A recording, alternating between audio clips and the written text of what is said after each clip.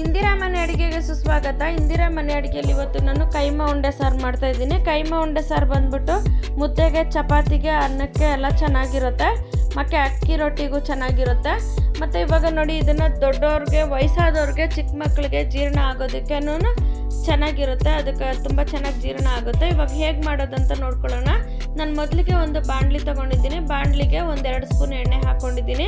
ಎಣ್ಣೆ ಹಾಕಿದಾದ್ಮೇಲೆ ಒಂದು 10 ಹಸಿಮೆಣ್ಸಿನ್ಕಾಯಿ ಹಾಕ್ಕೊಂಡಿದ್ದೀನಿ. ಹಸಿಮೆಣ್ಸಿನ್ಕಾಯಿ ಆದಮೇಲೆ ಒಂದು ದೊಡ್ಡ ಈರುಳ್ಳಿ ಹಾಕ್ಕೊಂಡಿದ್ದೀನಿ. 1 ಗಡ್ಡೆ ಬೆಳ್ಳುಳ್ಳಿ ಹಾಕ್ಕೊಂಡಿದ್ದೀನಿ. 1 ಇಂಚಿನ ಶುಂಠಿ ಹಾಕ್ಕೊಂಡಿದ್ದೀನಿ. ಶುಂಠಿ ಹಾಕ್ಕೊಂಡು ಸ್ವಲ್ಪ ತಿರುಗಿಸ್ಕೊಳ್ಳೋಣ. ಸ್ವಲ್ಪ ಚೆನ್ನಾಗಿ ತಿರುಗಿಸ್ಕೊಳ್ತಾ ಇರೋಣ.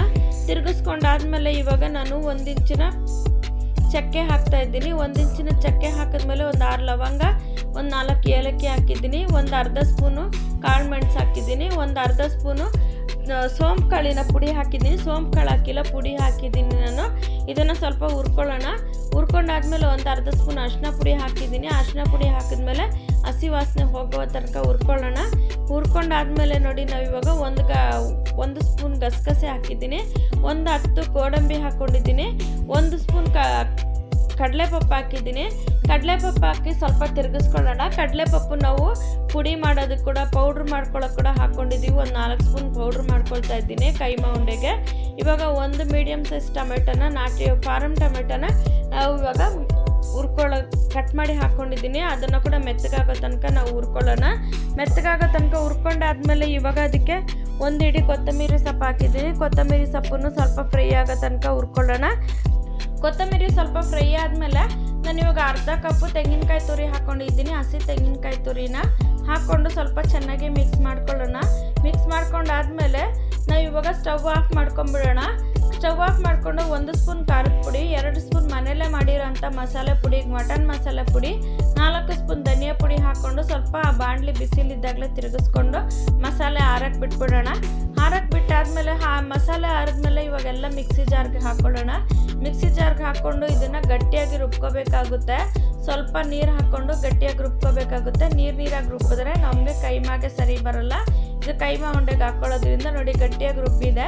ಇವಾಗ ನಾನು 3/4 kg ಕೈಮಾನ ನಾನು ಚೆನ್ನಾಗಿ ತೊಳೆದು ಫಿಲ್ಟ್ರ್ ಮಾಡಿಕೊಂಡು ಇವಾಗ ಇಟ್ಕೊಂಡಿದ್ದೀನಿ. ಇದಕ್ಕೆ ನಾನು 2 ಸೌಟು ರುಬ್ಬಿರೋಂಥ ಮಸಾಲೆನ ಹಾಕ್ಕೊಂಡಿದ್ದೀನಿ. ಸ್ವಲ್ಪ ಕೊತ್ತಂಬರಿ ಹಾಕಿದ್ದೀನಿ. ಒಂದು 3 ಸ್ಪೂನಷ್ಟು ಕಡಲೆಪಪ್ಪಿನ ಪುಡಿ ಹಾಕ್ಕೊಂಡಿದ್ದೀನಿ. ಸ್ವಲ್ಪ ಉಪ್ಪು ಹಾಕ್ಕೊಂಡಿದ್ದೀನಿ. ಸ್ವಲ್ಪ ಒಂದು ಅರ್ಧ ಸ್ಪೂನ್ ಖಾರದ ಪುಡಿ ಹಾಕ್ಕೊಂಡಿದ್ದೀನಿ. ಮೊದಲೇ ಮಸಾಲೆಗೆ ಖಾರದ ಪುಡಿ ಹಾಕಿದ್ದೀವಿ, ಉಪ್ಪು ಖಾರದ ಪುಡಿ ಎಲ್ಲ. ಅದಕ್ಕೆ ಇವಾಗ ಸ್ವಲ್ಪ ಹಾಕ್ಕೊಳ್ತಾ ಇದ್ದೀವಿ. ಇದನ್ನೆಲ್ಲ ಸ್ವಲ್ಪ ಚೆನ್ನಾಗಿ ಮಿಕ್ಸ್ ಮಾಡ್ಕೊಳ್ಳೋಣ. ಸ್ವಲ್ಪ ಚೆನ್ನಾಗಿ ಮಿಕ್ಸ್ ಮಾಡ್ಕೋಬೇಕು ಮಸಾಲೆ ಎಲ್ಲನೂ. ಇವಾಗ ನಾನು 1 ಮೊಟ್ಟೆ ಒಡೆದು ಹಾಕ್ಕೊಳ್ತಾ ಇದ್ದೀನಿ. ಸ್ವಲ್ಪ ಮಿಕ್ಕಿತ್ತು, 1 ಸ್ಪೂನ್ ಕಡಲೆಪಪ್ಪಿನ ಪುಡಿ ಮಿಕ್ಕಿತ್ತು, ಅದನ್ನು ಕೂಡ ನಾನು ಇದಕ್ಕೆ ಸೇರಿಸ್ಕೊಳ್ತಾ ಇದ್ದೀನಿ. ಸೇರಿಸ್ಕೊಂಡು ಚೆನ್ನಾಗಿ ಮಿಕ್ಸ್ ಮಾಡ್ಕೊಳ್ಳೋಣ. ಚೆನ್ನಾಗಿ ಮಿಕ್ಸ್ ಮಾಡ್ಕೊಂಡಾದ್ಮೇಲೆ ಮಿಕ್ಸಿ ಜಾರ್ಗೆ ಹಾಕ್ಕೊಂಡು 1-2 ಸುತ್ಕೋಬೇಕಷ್ಟೇ. ಸುತ್ತಿ ಆಫ್ ಮಾಡಿ ಆನ್ ಮಾಡಿಕೊಂಡು 2 ಸರಿ ಆಫ್ ಮಾಡಿ ಆನ್ ಮಾಡಿಕೊಂಡ್ರೆ ಸಾಕು. ನಾವು ಇನ್ನೇನು ತುಂಬ ಹೊತ್ತು ರುಬ್ಬೋ ಅಂಥ ಅವಶ್ಯಕತೆ ಇಲ್ಲ. ನೋಡಿ, ಇವಾಗ ಮಿಕ್ಸಿಗೆಲ್ಲ ಹಾಕ್ಕೊಂಡು ಮಟನ್ನು ರೆಡಿಯಾಗಿದೆ. ಎಲ್ಲ ಮಿಕ್ಸ್ ಆಗಿದೆ ನೋಡಿ. ಕೈಮಾ ಮಸಾಲೆ ಎಲ್ಲ ಚೆನ್ನಾಗಿ ಮಿಕ್ಸ್ ಆಗಿದೆ.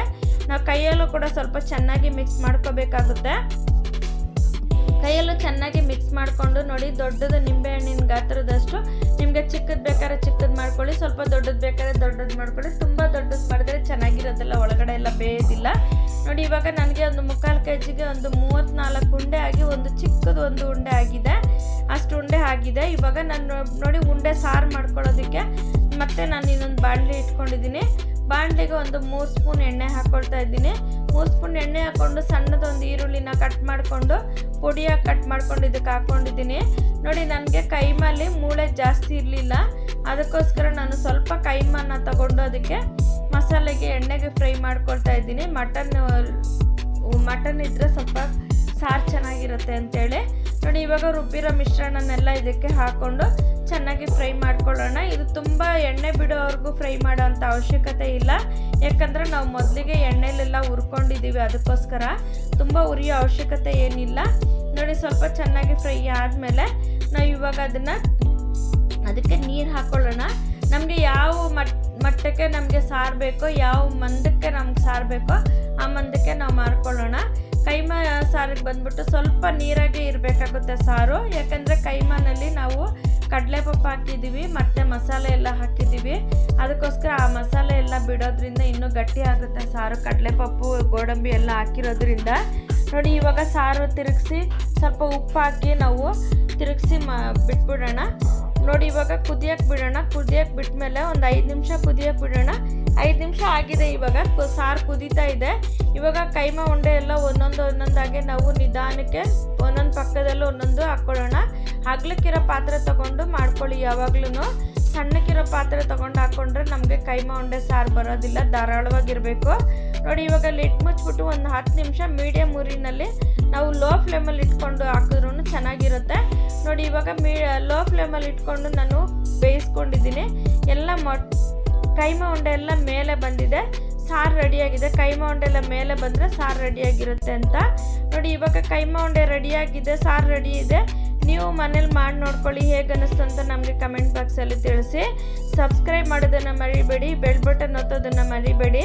ನಮ್ಮ ವಿಡಿಯೋನ ಸ್ಕಿಪ್ ಮಾಡಿದೆ ನೋಡಿದ್ದಕ್ಕಾಗಿ ಧನ್ಯವಾದಗಳು ವೀಕ್ಷಕರೇ. ನಮಸ್ಕಾರ.